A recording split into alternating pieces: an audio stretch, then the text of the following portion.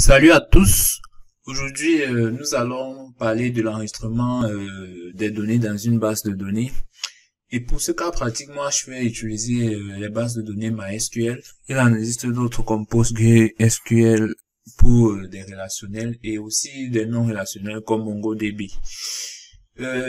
Pour pouvoir utiliser nos bases de données, nous avons besoin d'installer des gestionnaires des bases de données ici pour SGBD. Où généralement on rencontre plusieurs XAMPP, WAMP Server ou alors LAMP pour ceux qui aiment utiliser Linux. Et qu'est-ce qu'ils font généralement ces SGBD? Ils nous installent le serveur Apache qui va nous permettre de tourner avec le serveur localhost. Ils nous installent une base de données et aussi un langage qui va permettre d'interpréter les requêtes SQL. On peut l'utiliser Python, Perl, PHP en fonction de ce qu'on veut faire. Puis, comme je l'ai dit, pour notre cas pratique, on aura besoin d'un langage de programmation. Et moi, je vais utiliser Python, mon préféré. Vous pouvez aussi utiliser Java ou MATLAB, le tout étant d'installer les différentes librairies qui permettent de gérer les différentes requêtes SQL.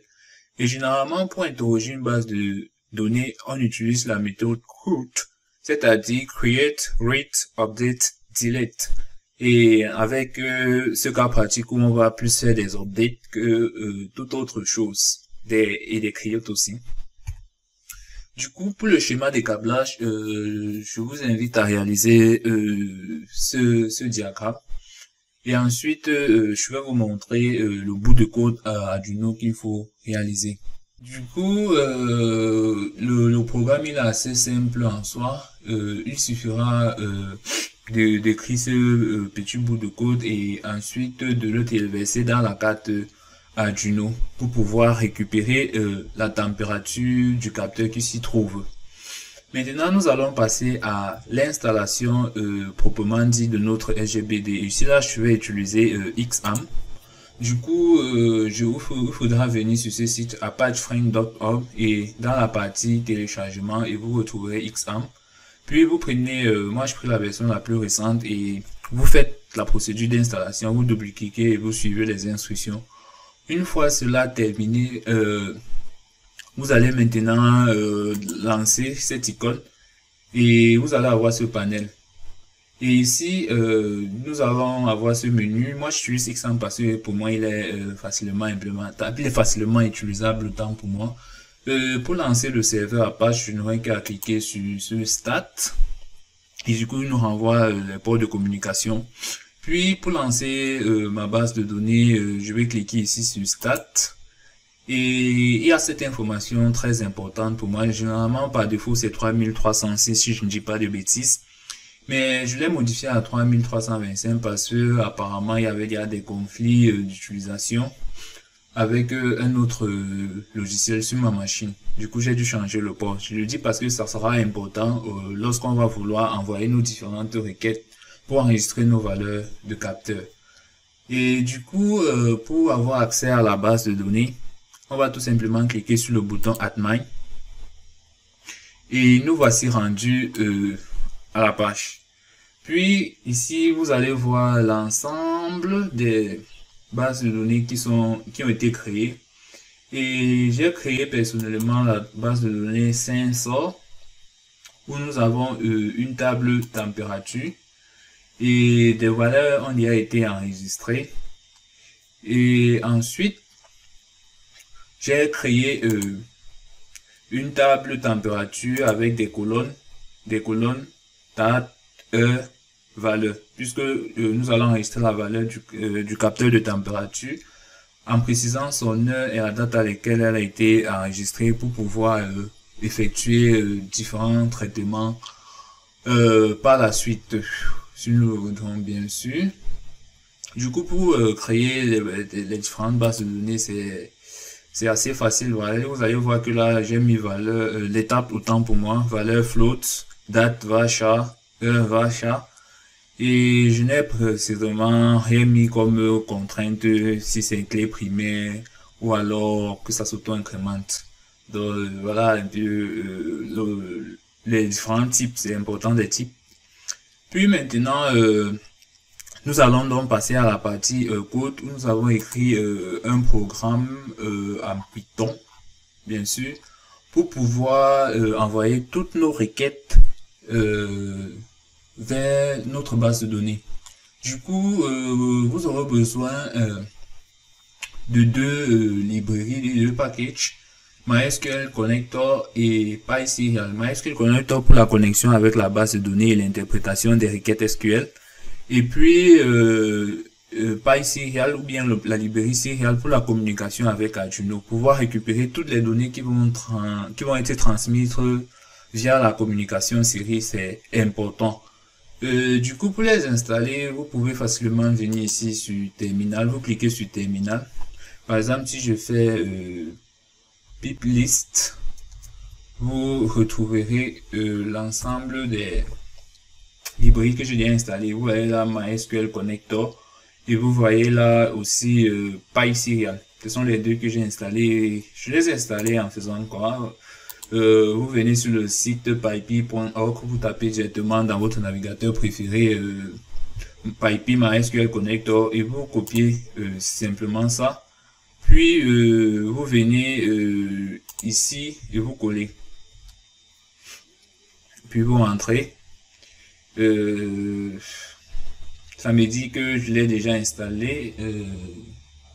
Bon, ça l'a réinstallé, ça pas un souci. En présent, il y avait déjà une mise à jour. Puis vous venez aussi sur PySerial et vous copiez et vous faites pareil. Ça va les installer et ensuite tout sera bon. Une fois que tout ceci est bon, je vais récupérer pour avoir la date et l'heure. Je vais importer le module time et le module datetime. Et ici, je vais faire juste une création pour l'heure. Je peux fermer ça, je n'en ai plus besoin. Je vais faire récupérer le temps en utilisant la fonction datetime.now et ensuite je vais le convertir en format 1 minute seconde. Puis je fais pareil avec la date. Je récupère la date avec date.today et je le convertis au format voulu. Jour, mois, année. Puis création de la communication Arduino, vous verrez sélectionner le port de communication. Ici là c'est comme 6.